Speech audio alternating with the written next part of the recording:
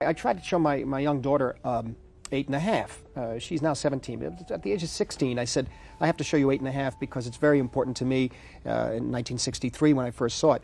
But then I realized that I couldn't just show her 8½. It wouldn't mean anything in terms of style. I had to start somewhere else. So I started with La Strada, which is the film I first saw of Fellini's.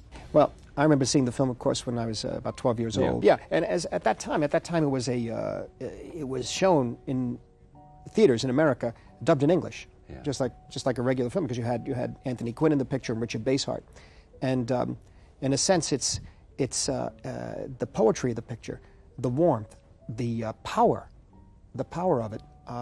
It's the road of life. Yeah. The famous Fellini road of life. Everyone walking on that road at the end, winding up at the seashore. Yeah. But the tension between the fool and the character in terms of that, that's what I love the character of the brutal character played by Anthony Quinn, who loves but can't express it. Yeah. If he can express, it's through brutality. I guess I sensed around me in the world I was living in people like him, and I think my sort of veering towards or preference for characters who are self-destructive, a lot of it comes from La Strada. I don't know. I don't think I've ever spoken about La Strada to Bob De Niro, but there's no doubt that the character Zampano made it very clear in my mind that I saw no reason for making not one film, but as many films as possible about a character like that. And of course, Raging Bull is I think, the prime example of it. The Zampano in Jake LaMotta, his anger at the world around him, destroying the people around him, and ultimately has to find that redemption through love. In my films later, went more towards the fool. I found the characters like in Johnny Boy and Mean Streets pushing all the time, you know, and knowing he's going to get hurt, but still can't help pushing just a little further. You know?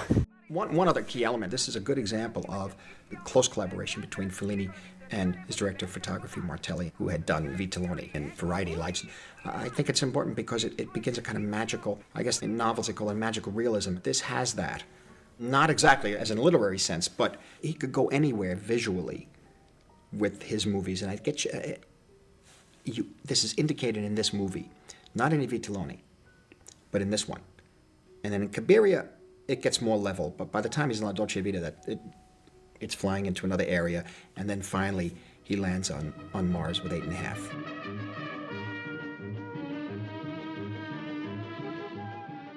The camera work in the film, for me, is, it comes out of neorealism, right? But it's more controlled.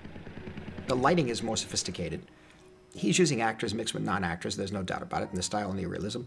But what's happening with Fellini is that, of course, he's going off now from the tree of neorealism from Rossellini, Visconti, and De Sica, particularly from Rossellini. Still got that neorealist direction. You'd think you're watching neorealism, but there's a kind of magical sense in the film. For example, Jessamina, her wonderful ability, like a child, to be excited by everything she's seeing in the world.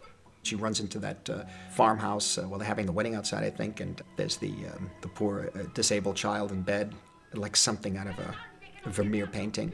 The lighting is glowing in that scene. I don't know. It's a very tricky thing because it appears to be one thing, but it's not. It is very much precursing Dolce Vita and 8½, in terms of lighting style. It's gone into the Fellini magic land, fantasy land, the circus. The circus. That's what it is. He loved the circus. He loved the circus. I don't like the circus. I had problems with it, but he he really loved the circus, and he's the only one I can watch. The only films I can watch the circus scene through his eyes. You know, mainly because of the humor. Very often the cynical humor. Yes, very cynical, but also the compassion.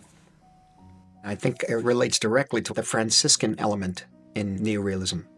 The very, very, very essential teachings of St. Francis of Assisi, his religious philosophy, that we find in Rossellini, and we certainly find here. It's in that comes right from the root of the tree of neorealism, and it really, because the compassion that he's talking about here, that he's dealing with here in this film, is not just for Jessamina. We have that, not just for the fool. We know that, but also for Zampano. You know, for the good and the bad. You feel for him at the end. Why end on him? You see, I mean, in another film, looking at that another way, that end on her, but it ends on him. That's the tough place to go to, where your heart goes out to him.